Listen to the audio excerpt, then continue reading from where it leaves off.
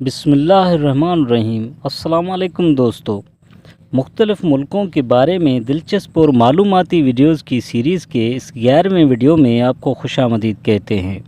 امید ہے آپ سب خیریت سے ہوں گے۔ آج ہم آپ کو ایک ایسے مسلم ملک کے بارے میں بتائیں گے جو اسلامی خلافت کی شاندار تاریخ رکھتا ہے۔ جی ہاں، آج ہم جمہوریہ ترکی کے متعلق بات کریں گے، لیکن اس سے پہلے سلطنت عثمانیہ کے متعلق مختصر بات کرتے چلیں۔ سلطنت عثمانیہ کا بنیاد ڈالنے والے عثمانی ترکوں کا اصل وطن سینٹرل ایشیا تھا۔ اس قبیلے نے جب اسلام قبول کیا تو اس وقت تاتاری بہت زیادہ طاقتور اور اکثریت میں تھے، اسی لیے ان ترک قبائل نے وہاں سے ہجرت کی۔ فرات ندی کو پار کرتے ہوئے ان قبائل کا چیف سردار ندی میں ڈوب کر ہلاک ہو گیا۔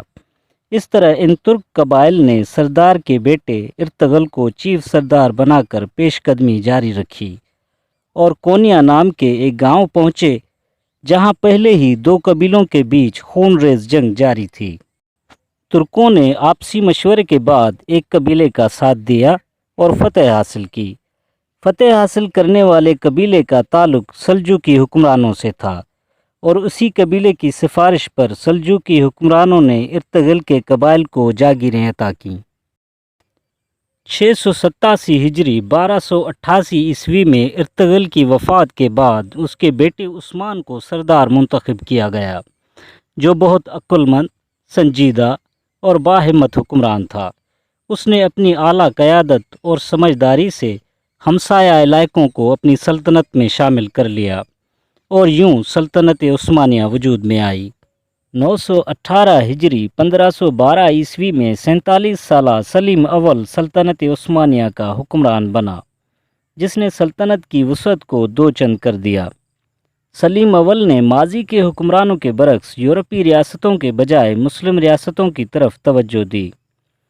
ہلاکو خان کے بغداد پر حملے کے نتیجے میں مصر منتقل ہونے والی عباسی خلافت کو سلطنت میں ملانے کے منصوبے کے تحت آخری عباسی خلیفہ المتوکل کو اپنے ہاں بلا کر خلافت کے حقوق و امتیازات، مقامات مقدسہ اور حرمین شریفین کی کنجیاں حاصل کر لیں۔ بعد میں آنے والے حکمرانوں نے عدل و انصاف اور سلطنت کی خوشحالی کے لیے ایسے قواعد و ضوابط بنائے جن کی وجہ سے عوام خوشحال ہونے لگے۔ ہمسایہ چھوٹی چھوٹی ریاستوں نے سلطنت میں شمولیت اختیار کی۔ سلطنت کی تعمیر اور ترقی دیکھ کر یورپی ممالک بھی رشک کرنے لگے۔ پہلی جنگ عظیم میں ترکی نے جرمنی کا ساتھ دیا اور شکست کھائی، جس کے نتیجے میں خلافت ختم کر دی گئی۔ اس طرح 1922 عیسوی میں 634 سالہ شاندار خلافت کا خاتمہ ہوا۔ 19 اکتوبر 1923 عیسوی کو مصطفیٰ کمال آتا ترک کی قیادت میں ترکی کا نیا جنم ہوا۔ 7,83,562 اسکوائر کلومیٹر رقبے کے ساتھ ترکی آج دنیا کا 37واں، جبکہ 2021 کے اعداد و شمار کے مطابق 8,43,39,000 آبادی کے ساتھ دنیا میں 17ویں نمبر پر ہے۔ اس کی سرحدیں 8 ممالک سے ملتی ہیں۔ اس کے شمال مشرق میں بلغاریہ، مغرب میں یونان، شمال مشرق میں جارجیا، مشرق میں آرمینیا، ایران، آذربائیجان اور جنوب مشرق میں عراق اور شام شامل ہیں۔ ملک کے ایشیائی حصے میں آنے والا شہر انقرہ یہاں کا دارالحکومت ہے، جبکہ یورپی حصے میں آنے والا خوبصورت شہر استنبول اس ملک کا سب سے بڑا اور سب سے زیادہ وزٹ کیا جانے والا شہر ہے۔ ترکی کی کرنسی لیرا ہے۔ اس ملک کی معیشت کا زیادہ تر انحصار زراعت پر ہے۔ اس کے علاوہ textile industry, motor vehicle industry, construction material, گھریلو مصنوعات اور سیاحت بھی اس ملک کی معیشت میں حصہ دار ہیں۔ ترکی میڈیٹرینین کوسٹ لائن، خوبصورت مساجد، اسلامک آرکیٹیکچر اور قدرتی مناظر کی وجہ سے سیاحوں میں بے حد مقبول ہے۔ یہاں کا پاموکلے سفید پہاڑ، جسے کاٹن کاسل یعنی روئی کا پہاڑ بھی کہا جاتا ہے، سیاحوں کے لیے ایک بے حد پرکشش جگہ ہے۔ یہ پہاڑ دور سے بالکل روئی کی طرح سفید نظر آتا ہے۔ اس پہاڑ سے ایک گرم پانی کا چشمہ بھی نکلتا ہے۔ یہاں آنے والے سیاح ان کیلشیم کاربونیٹ والے چشموں میں ضرور نہاتے ہیں۔ पामुकल सफ़ेद पहाड़ के नज़दीक ही कब्ल मसीह के दौर का एक थिएटर मिला है जो यहाँ की शानदार कदीम तहजीब का पता देता है। पहाड़ी को तराश कर बनाए जाने वाले इस थिएटर में 12,000 लोगों के बैठने की गुंजाइश है। यहाँ कई खूबसूरत और तारीखी इमारतें मौजूद हैं। इस्तांबुल की खूबसूरत इमारत आया सोफिया जो फतेह से पहले चर्च हुआ करता था और बाद में मस्जिद में तब्दील किया गया।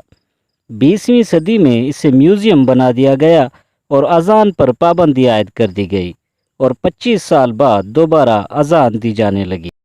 सलातीन उस्मानिया की बाकायदा रहायश के लिए इस्तेमाल किया जाने वाला महल सराय तोपकापी इस्लामी आर्ट और कल्चर का एक शाहकार है, जिसमें हरम, मैदान सानिया, काउंसिल चैम्बर, मैदान सालसा, एक खुफिया मकाम जहां राज महफूज किए जाते थे, और इसके अलावा भी सैकड़ों कमरे हैं। महल में उस दौर के ज़रूफ, मलबूसात, हथियार, फनपारे, खत्ताती के नमूने, ज़ेवरात और उस्मानी ख़जाने नुमाइश के लिए मौजूद हैं। इसके अलावा यहाँ की सुल्तान अहमद मस्जिद जो नीली मस्जिद के नाम से मशहूर है, ख़ास तौर पर मुस्लिम सयाहों के लिए एक पुरकशिश जगह है। इसके बैरूनी दरवाज़ों के नीले रंग के बायस इसे नीली मस्जिद कहा जाता है। ये तुर्की की वाहिद मस्जिद है जिसके 6 मीनार हैं। मस्जिद की तामीर मुकम्मल होने पर जब उस वक्त के सुल्तान को 6 मीनारों का पता चला तो सख्त नाराज़ हुए, क्योंकि उस वक्त 6 मीनार सिर्फ मस्जिदुल हराम के थे और सुल्तान को ये बात पसंद ना थी कि कोई और मस्जिद मस्जिदुल हराम की बराबरी करे। मस्जिद की तामीर मुकम्मल हो चुकी थी, इसीलिए इस मसले का ये हल निकाला गया कि मस्जिद हराम में एक मीनार का इजाफ़ा किया जाए। मकामी और गैर मुल्की मुस्लिम सयाहों की बड़ी तादाद आज भी यहाँ बारगाह इलाही में सरबसुजूद होती है। तुर्की में ऐसी 2 ख़ास जगहें हैं जिनकी निशानदही ख्वाब के ज़रिए हुई, जिनमें 15वीं सदी ईस्वी में उस वक्त के सुल्तान के ज़रिए मेज़बान रसूल सल्लल्लाहु अलैहि वसल्लम हज़रत अबू अयूब अंसारी की मज़ार और 19वीं सदी में एक जर्मन नन के ज़रिए हज़रत बीबी मरियम के घर की निशानदही की गई, जिन्हें बाद में तलाश कर लिया गया। तुर्की की ग्रैंड बाज़ार का शुमार दुनिया की बड़ी और कदीम बाज़ारों में होता है। ये बाज़ार 61 गलियों और 4,000 दुकानों पर मुश्तमिल है। ये बाज़ार तकरीबन 30,700 स्क्वायर मील पर फैला हुआ है, जहां रोज़ाना 2.5 से 3 लाख अफराद विज़िट करते हैं। मज़ीद मालूमाती और दिलचस्प वीडियोस के लिए चैनल को सब्सक्राइब करें, वीडियोस को लाइक करें। शुक्रिया, खुदा हाफिज़।